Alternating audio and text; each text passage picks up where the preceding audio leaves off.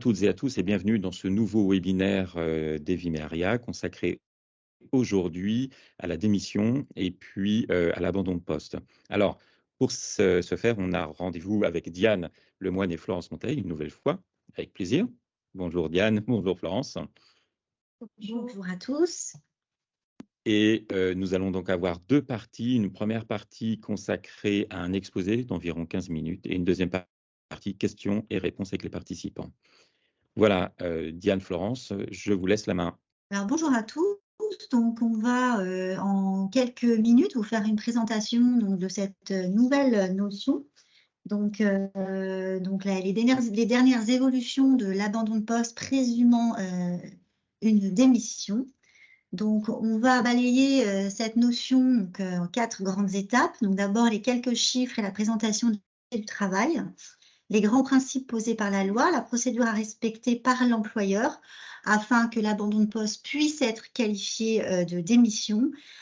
En 3, les possibilités de contester par le salarié la rupture de son contrat de travail. Et enfin, les conséquences à prévoir de cette réforme. Alors tout d'abord, quelques chiffres tout de même qui émanent de l'étude d'ARES de février 2023. Il a été relevé que 70% des licenciements pour faute grave ou lourde dans le secteur privé seraient motivés par un abandon de poste. Donc, ce qui est quand même considérable et ce qui représente à peu près 123 000 salariés sur un semestre. Et c'est donc 123 000 salariés qui sont inscrits au Pôle emploi suite à un abandon de poste. Puisque l'abandon de poste, jusqu'à présent, par la suite est sanctionné par un licenciement pour faute grave ou lourde obligatoirement, ce qui génère pour le salarié qui abandonne son poste de travail la possibilité d'obtenir une allocation de retour à l'emploi, l'ARE, donc l'indemnité chômage. Donc, dans les 3 mois qui suivent l'abandon de leur CDI, 55% des personnes concernées s'inscrivent à Pôle emploi, donc ce qui fait une masse importante de personnes. Et donc, la nouvelle loi, vous l'aurez compris, elle a pour objectif premier de mettre fin à des pratiques d'abandon de poste abusif en lieu et place d'une démission, qui permettait donc, alors du fait du licenciement, de bénéficier des allocations chômage. La difficulté de cette pratique, elle était de plusieurs ordres. Donc déjà d'alourdir évidemment le système social et donc le coût du chômage, mais également était de nature à perturber le service des entreprises et générer une inégalité de traitement entre les salariés qui étaient purement et simplement démissionnaires et ceux qui choisissaient la voie un peu plus détournée de l'abandon de poste pour obtenir un licenciement. Donc, c'est l'objectif de cette loi. Alors, la pratique de l'abandon de poste, quelle est-elle? Donc, ça consiste pour un salarié à cesser le travail sans autorisation. Et jusqu'à présent, donc, cette pratique-là n'était pas considérée comme étant une démission, car selon la Cour de cassation, de manière extrêmement classique et depuis fort longtemps, la Cour de cassation rappelle qu'une démission doit nécessairement être claire et non équivoque. Donc, volonté claire et non équivoque de rompre le contrat de travail. Donc ça, c'est très classique, ça fait des années que ça existe. Et donc, pour qu'une démission soit recevable, il fallait que le salarié soit généralement par écrit, parce que c'est aussi un moyen de preuve, qui était le plus courant, indiqué qu'il souhaitait démissionner sans aucune réserve. À partir du moment où il y avait une réserve qui était émise dans la lettre de démission, on considérait que c'était une démission équivoque et par conséquent, on ne pouvait pas, ipso facto, considérer ce salarié comme étant démissionnaire. L'employeur devait s'assurer de la volonté du salarié de vouloir quitter son poste sans autre arrière-pensée, si j'ose dire. Donc, c'est en ce sens que l'employeur devait prendre l'initiative de la rupture en cas d'abandon de poste, par l'introduction d'une procédure de licenciement pour faute grave. Généralement, c'était pour faute grave. Et cette faute grave étant motivée par l'abandon de poste, par une absence injustifiée. Et la nouvelle loi donc, crée désormais une nouvelle présomption de démission qui est détaillée et décrite à l'article L1237-1-1 du Code du travail. Donc, comme on l'a indiqué, c'est pour faire échec à cette pratique-là, faire échec à la pratique qui consiste à contourner le dispositif de la rupture conventionnelle classique, parce qu'il est vrai que certains salariés qui se voient refuser par leur employeur la rupture conventionnelle pouvaient être tentés, je dirais, de ne plus revenir sur le poste de travail pour finalement obtenir un licenciement. Alors, les grands principes qui sont posés par cette nouvelle loi donc, du 21 décembre 2022, donc loi du 21 décembre 2022, donc pour mémoire, c'est la loi qui porte les mesures d'urgence relatives au fonctionnement du marché du travail en vue du plein emploi. Donc ça prévoit cette présomption de démission du salarié qui abandonne son poste de travail et le reprend ne le reprend pas après avoir été mis en demeure par son employeur. Donc, cet article-là permet d'assimiler l'abandon de poste à une démission sous certaines conditions, bien évidemment. Alors, l'article en question, donc, il est ici reproduit à l'écran. Il est assez détaillé malgré tout, hein. Il permet de se rendre compte du déroulement de la procédure envisagée. Donc, le salarié qui abandonne volontairement, donc cette notion de volonté est extrêmement importante, volontairement son poste de travail et ne reprend pas le poste après avoir été mis en demeure à cette fin par lettre recommandée ou par lettre remise en main propre contre décharge est présumé démissionnaire. Donc, ce qu'on comprend quand même de ce texte, c'est qu'il s'agit d'une présomption simple. Qui dit présomption simple dit que cette présomption peut être renversée et donc que la preuve contraire peut être apportée par le salarié. Ce qu'indique également cette partie de texte, c'est que l'employeur a l'obligation d'adresser une lettre recommandée ou une lettre remise en main propre, pour des questions de preuve, bien évidemment, au salarié pour s'assurer que le salarié est bien volontaire dans cette démarche, qu'il ne subit pas finalement cet abandon de poste du fait éventuellement d'un état de santé ou autres raisons qui seront développées par ailleurs. Donc, cet article prévoit dans son alinéa 2 que le salarié peut contester la rupture du contrat de travail sur le fondement de cette présomption. Il peut saisir le Conseil de prud'homme pour renverser justement cette présomption qui est instaurée par le législateur. Et l'affaire est donc directement portée devant le bureau de jugement qui se prononce sur la nature de la rupture et les conséquences qui y sont associées. Et donc, il doit statuer sur le fond dans un délai d'1 mois, ce qui est un délai extrêmement court, on y reviendra. Les modalités d'exécution de cet article devaient être mis en place et seront mis en place par décret. Ce décret, à ce jour, donc, qui devait être publié en mars, ne l'a pas encore été. Donc, on attend la publication de ce décret pour avoir des précisions sur la mise en œuvre de cette présomption. Et sur les informations et sur donc la procédure à respecter, c'est-à-dire que quand un chef d'entreprise, un DRH a un cas d'absence injustifiée, donc absence injustifiée, on l'a tous bien en tête, mais le salarié ne donne plus de nouvelles, n'a évidemment pas transmis de motifs légitimes liés à son absence du type arrêt de travail, eh bien, comment faut-il réagir? Alors, la loi, ça c'est juste pour vous le rappeler, ne va s'appliquer qu'à partir du moment où elle est entrée en vigueur, donc elle est parue au journal officiel le 23 décembre, donc déjà, on ne parle que des salariés qui seraient en absence injustifiée, la date à laquelle la loi est rentrée en vigueur. Petit sujet de taille, le ministère du Travail avait indiqué que pour clarifier la loi, pour la préciser, le décret d'application allait rentrer en vigueur au plus tard au 30 mars 2023. Nous sommes aujourd'hui, sauf erreur de ma part, le 12 avril et malheureusement, peut-être du fait de l'encombrement du ministère du Travail avec la réforme des retraites, on imagine que c'est une des raisons. En tous les cas, au 30 mars, pas de décret. Donc, on a juste un projet de décret. Donc, on va évidemment vous en donner les contours, mais ce qu'on vous indique sur les modalités très pragmatiques, c'est presque trop tôt puisque le décret qui évidemment devait paraître n'est pas paru.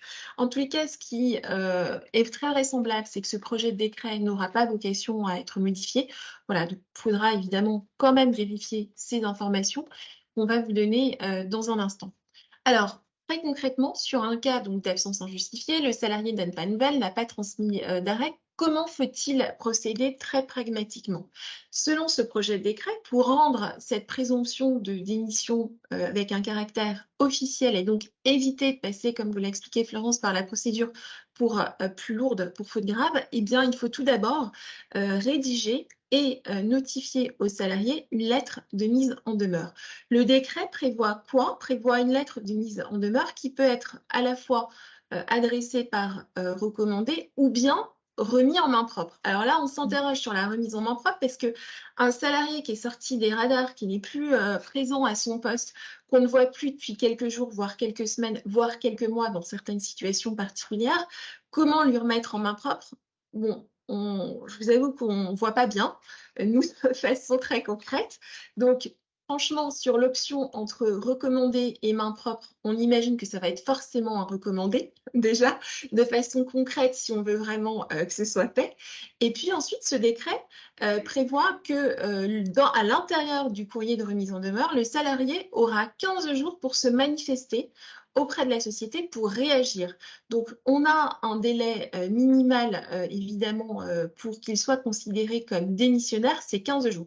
Donc, en clair, on envoie la mise en demeure, on doit attendre 15 jours pour voir s'il y a une réaction du salarié qui peut être totalement informelle avec un SMS, un mail, un appel, etc. Ou bien qui peut être très concrète, il peut revenir se présenter sur son lieu de travail. Donc, si il y a cette manifestation, le contrat se déroule évidemment normalement, si ce n'est que le salarié aura été privé évidemment de salaire sur cette période d'absence. Donc, s'il réagit, on repart comme en 40, il n'y a évidemment pas de démission présumée puisqu'il a fait un acte clair pour reprendre son travail. Si en revanche, il ne réagit pas, toujours pas de son, pas d'image, à ce moment-là seulement, au bout des 15 jours, il sera considéré comme démissionnaire. Et que peut donc faire l'employeur? Eh bien, il peut procéder à l'établissement des documents de fin de contrat, c'est-à-dire le certificat de travail, le solde de tout compte et l'attestation destinée au Pôle emploi, qui cette fois-ci mentionnera le motif de rupture de contrat d'une démission. Et quelle en sera la conséquence? C'est que, évidemment, si le salarié s'inscrit au Pôle emploi avec ces documents, eh bien, il ne pourra pas être pris en charge comme un licenciement immédiatement, mais il suivra le régime classique du Pôle emploi d'un salarié démissionnaire, c'est-à-dire qu'il y aura un délai de carence pour une éventuelle prise en charge au bout de 120 jours. Alors, le salarié qui reçoit cette mise en demeure qui ne réagit pas, qui reçoit ces documents de fin de contrat, puis finalement, il n'est pas d'accord avec cette démission présumée, ce nouveau type de rupture de contrat qui est rentré en vigueur. Que peut-il faire? Eh bien, c'est un petit peu particulier. Il va bénéficier d'une procédure prud'homale dite accélérée. C'est-à-dire que, comme vous le savez, dans une procédure au fond classique au prud'homme, on a 2 grosses audiences. Une fois que le salarié est saisi, ça génère une première audience qui est ce qu'on appelle une audience dite de conciliation et d'orientation. Et puis ensuite, une audience de bureau de jugement. Dans ce régime nouveau, on passe la première étape, audience de conciliation, et on arrive directement en phase de bureau de jugement. Donc, ça permet que le dossier soit plaidé et qu'un jugement soit rendu. Et donc là, on permet aux salariés d'aller directement sur cette phase de bureau de jugement et d'avoir en principe un dossier, une fois qu'il l'a introduit, qui est audiencé, pour lequel une date d'audience est fixée en bureau de jugement sous 1 mois. Donc, c'est un délai extrêmement court.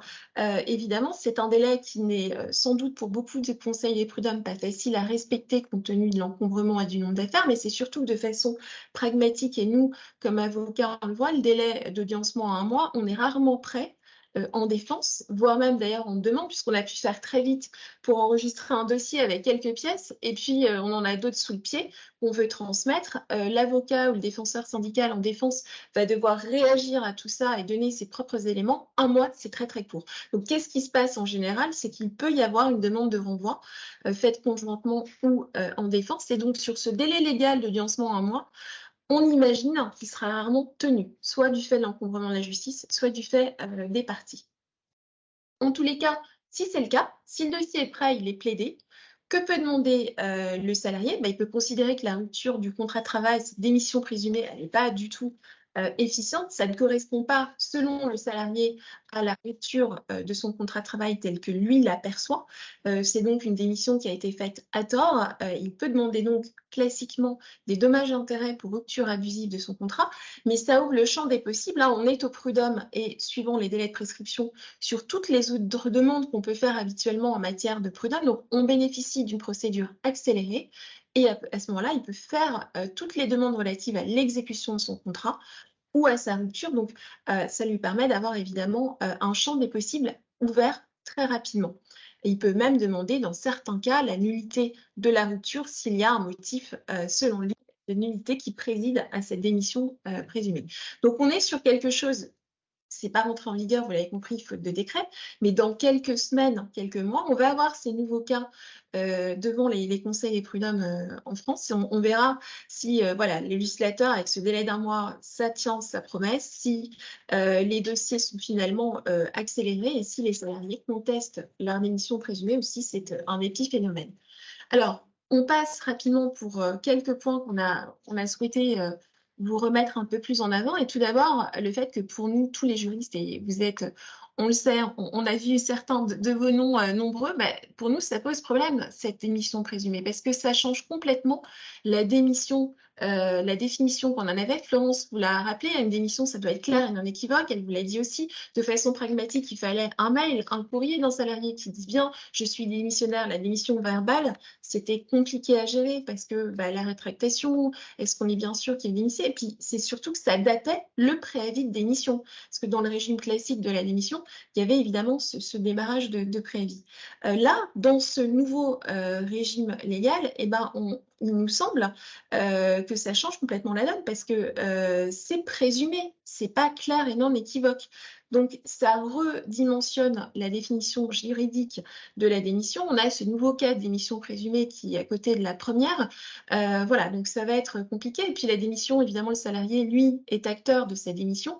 Là, il l'a subi complètement, cette démission présumée, puisque certes, il ne réagit pas, mais en tous les cas, ça ne vient pas de son initiative, mais bien de celle de son employeur. Donc, on est sur une nouvelle chose qui est un petit peu perturbante dans la définition qu'on a toujours connue de cette définition de la démission.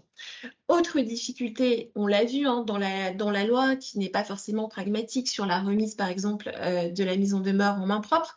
Pareil, que se passe-t-il si le salarié ne réceptionne pas son recommandé? Il y a deux sujets. Si le recommandé a bien été envoyé à la bonne adresse, est-ce qu'on peut considérer qu'il est démissionnaire s'il ne retire pas, s'il ne signe pas ou ne va pas chercher à la poste son recommandé? À notre sens, oui. Alors, c'est notre analyse à nous toutes les deux. Hein. C'est pas inscrit ni dans la loi ni dans le projet de décret. C'est plus par rapport évidemment au parallèle qu'on peut en faire sur la notification, notamment des lettres de licenciement. C'est qu'à partir du moment où il y a un pli avisé et non réclamé, à notre sens, ça rendra valable cette rupture de contrat parce que voilà, ça suit le régime global et classique. En revanche, on aura évidemment une difficulté de taille nouvelle si le recommandé revient avec la mention n'habite pas à l'adresse indiquée, NPAI, parce que bah, le salarié a sa vie, il a pu changer sans en informer, changer de domicile sans en informer son employeur. À ce moment-là, l'employeur, il fait avec l'adresse, la dernière dont il avait connaissance. Il a cette démission présumée, il la notifie. Que se passe-t-il? Eh bien là, on ne sait pas. Ça va être sans doute compliqué, puisque à ce moment-là, à notre sens, ce ne sera pas une démission présumée valablement notifiée, puisque mauvaise adresse, ce ne sera pas opposable au salarié. Voilà, et comme le salarié est sorti du radar, on ne va pas pouvoir le remettre en main propre, on n'aura pas de nouvelle adresse, donc on va être dans une situation complexe au niveau juridiquement. Voilà, donc ça, c'est pas facile. Alors, la question, du coup, c'est est-ce que sur des situations, il faut mieux pas rester comme ça a toujours été pratiqué sur un licenciement pour faute grave? Eh bien, pour les raisons que je vous ai indiquées, parfois oui. C'est-à-dire que si on a l'impression que le salarié va pas être diligent pour récupérer son recommandé ou que c'est un salarié qui peut-être change régulièrement de domicile, si on veut être sûr et par précaution, finalement, pardon ce conseil, mais rester sur un licenciement pour faute grave pour abandon de poste du fait des absences injustifiées serait meilleur. C'est-à-dire que dans le schéma classique, il y aurait cette première lettre de mise en demeure adressée qui permettra de voir si elle a été valablement reçue par le salarié, s'il l'a signée ou non. Si c'est ça, on peut peut-être rester sur cette nouvelle formule de démission présumée. Mais par contre, si lors de la notification de la lettre de mise en demeure, il y a déjà une difficulté postale, que le pli revient, etc., eh bien, évidemment, le conseil qu'on vous donnera, c'est de ne pas rester sur cette voie de la démission présumée, mais bien de rebasculer, comme tout employeur peut le faire, évidemment, sur une mise en œuvre. C'est beaucoup plus lourd, évidemment, mais quand même, de convocation en entretien préalable à licenciement, suivi ensuite d'une lettre de licenciement pour faute grave, qui permettrait, à notre sens, de sécuriser davantage la rupture du contrat de travail.